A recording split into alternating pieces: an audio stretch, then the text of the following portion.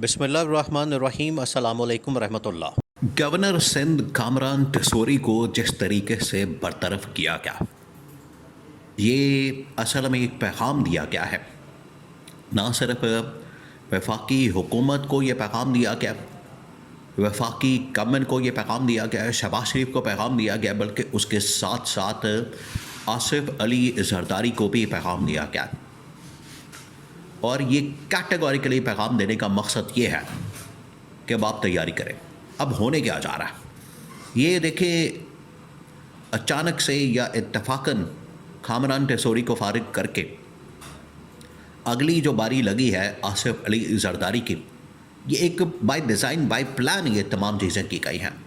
अब आप ज़रा इमेजिन करें कि इस टॉप लेवल की शख्सियत को, गवर्नर सिंध को हटाना, इससे क्या मकसद हो सकता, क्या मकसद अचीव करना है, क्या मकसद हासिल करना है, या क्या मकसद हो सकता है, ये बताना कि आसिफ अली जरदारी और शहबाज शरीफ हमारे अगले टारगेट है, निशाने पर है और इन्हें किसी वक्त भी हटाया जा सकता है। अब ये कैसे पॉसिबल होगा, उसके लिए जो रास्ता है वो MQM ने बता दिया। MQM ने क्या किया, देखिए ऑलरेडी MQM के साथ जो इख्तलाफात हैं, उनके जो लड़ाई झगड़े हैं, मामलात हैं, वो बड़े ख़राब हैं। और ये रमज़ान के अंदर ही ख़राब हो गए थे, रमज़ान के अंदर ही मामलात बिगड़ गए थे। और आपको बता दिया था कि ये ईद के बाद प्रेस कॉन्फ्रेंस करेंगे और हुकूमत से अलहदगी का ऐलान करेंगे। प्रेस कॉन्फ्रेंस उन्होंने कर दी, दो बातें उन्होंने कर दी। पहले दो बातों को सुन लें, उसके बाद आसिफ अली जरदारी किस तरह से टारगेट है, और आसिफ जरदारी के बरतरफ किए जाने के बाद ये पोजीशन सदारत की क्या फील्ड मार्शल के पास चली जाएगी या फिर इमरान खान को यह सदारत मिल सकती है। ये बहुत बड़ा सवाल है, ये बहुत बड़ा सवाल है। आज के मौजूदा हालात में, आज के मामलात में ये बहुत बड़ा सवाल है कि सदारत आखिरकार किसे मिलने जा रही है और किसकी नज़र इस वक्त ऐवान सदर पर है। MQM की जानिब से जो प्रेस कॉन्फ्रेंस की गई, उसके अंदर दो बातें की गई।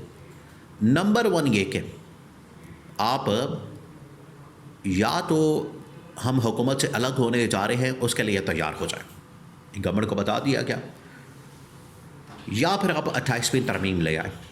आपका सर्वाइवल इसी के अंदर है कि आप 28वीं तरमीम लाएं, वरना हम हुकूमत से अलग हो जाएंगे, गवर्नमेंट फारग हो जाएगी, गवर्नमेंट के पास नंबर गेम ख़त्म हो जाएगी। ये हुकूमत को बता दिया गया। अब 28वीं तरमीम के अंदर जो 2-3 बड़े नुकात हैं, 2-3 जो बड़े पॉइंट्स हैं, वो ये है। एक तो NFC अवार्ड को चेंज करना है। NFC अवार्ड के अंदर जो फंडिंग का, बजट का, पैसों का मामला है, ठेकों का, फिर इसके अलावा पावर शेयरिंग फार्मूला है वजारतों का, सिंध के अंदर, पंजाब के अंदर, वफाक के अंदर, उसको चेंज करना है।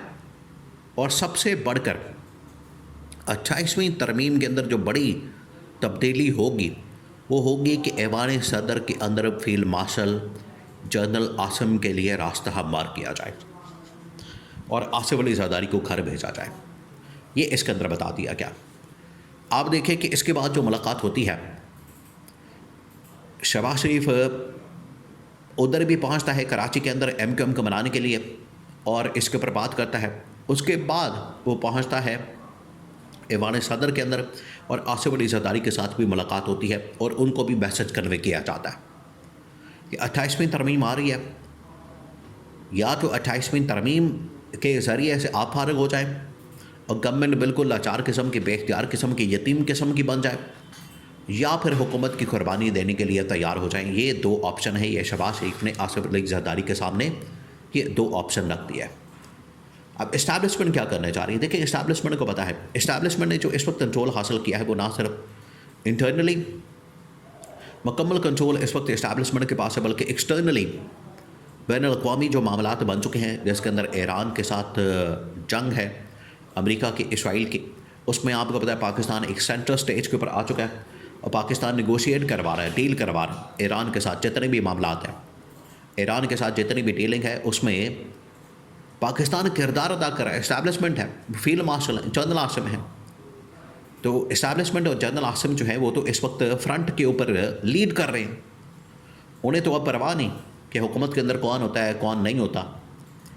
अब पाकिस्तान के अंदर वो कर रहे हैं खुफिया मुलाकातें। ये बड़ा अहम तरीन नुक्ता समझने के काबिल है। आप ज़रा इमेजिन करें कि यही अगर मामलात ऐवान सदर के अंदर मामलात तय पाते हैं तो फिर कितना फ़र्क होगा। अभी उनको खुफिया मुलाकातें करनी पड़ी हैं। GHQ के अंदर JD वेंस आता है, जैरेड कुशनर आता है, स्टीव विटकॉफ आता है, अमेरिका की इंतज़ामिया की टॉप लीडरशिप उनके नुमाइंदे आते हैं, या नायब सदर आता है JD वेंस, वो आके किससे मुलाकात करता है इस्टेब्लिशमेंट के साथ GHQ के अंदर बड़े खुफिया अंदाज में। लेकिन अगर यही फील्ड मार्शल होंगे ऐवान सदर के अंदर सदर ममलकत बन के बैठेंगे तो उनके साथ फिर मुलाकात करना, उनके साथ फिर डील करना, उनके साथ फिर मीटिंग करना वो फिर आसान हो जाएगा। और बाकायदा तौर पर एक इस्टेब्लिश्ड फैक्ट होगा कि ठीक है सदर के साथ मुलाकातें हो रही हैं, सदर के साथ मामलात हो रहे हैं, सदर के साथ डील किया जा रहा है, सदर के साथ मिलकर मामलात को तय किया जा रहा है। इसके अंदर अब एक और अहम तरीन नुक्ता जो कि इस्टेब्लिशमेंट ने ऑप्शन रखी है टेबल के ऊपर, वो ये कि अब PTI सड़कों पर आने के लिए तैयार है। PTI करने जा रही है एहतजाज, और एहतजाज से इनकी जान जाती है। एहतजाज के अंदर इनको पता है कि इनकी बात है, क्योंकि ऑलरेडी पब्लिक के ऊपर इतना दबाव मौजूद है पेट्रोल की कीमतों का। पिछली दफ़ा भी बढ़ा दी गई, अब फिर बढ़ा दी गई। ये जो कीमतें बढ़ाई जा रही हैं, कभी हाई ऑक्टेन की कभी पेट्रोल की, उसकी वजह से अवाम के अंदर तो शदीद तरीन गुस्सा पाया जाता है। अवाम गालियाँ दे रही है। आप पब्लिक में जाएँ, मार्केट के अंदर जाएँ, बाज़ारों के अंदर जाएँ, घरों के अंदर जाएँ, दफ्तरों के अंदर जाएँ, यानी स्कूल बंद, कॉलेज बंद, दफ्तर बंद, मार्केट बंद, बाज़ार बंद, पेट्रोल पम्प बंद, तो पीछे मुल्क भी पूरा का पूरा बंद करते हैं। अब अवाम इस चीज़ से बड़ी तंग है, अवाम इस चीज़ से बहुत ज़्यादा परेशान है। वो अब चाहते हैं कि अगर हमें कोई लीड करता है और इस मौके पर अगर PTI की जानिब से एहतजाज की कॉल आती है, वो जो एहतजाज की कॉल है, प्रोटेस्ट की कॉल है, वो गवर्नमेंट के लिए इतनी ख़तरनाक और खौफनाक साबित होगी। तो इस कॉल को ख़त्म करने के लिए या इस कॉल को किसी तरह से और PTI को कन्विंस करने के लिए, मनाने के लिए, ताकि कॉल को ख़त्म कर दे, इमरान ख़ान को या PTI के किसी लीडर को ऐवान सदर की वहाँ पर जाने की या सदारत की ऑफ़र की जा सकती है कि आप सदारत पकड़ें, सदर बने और मौजूदा सेटअप के अंदर आ जाएं। आपके ख़िलाफ़ तमाम के तमाम इंतकामी कार्रवाइयाँ बंद कर दी जाएंगी। तो ये इमरान ख़ान को ऑफ़र दी जा सकती है।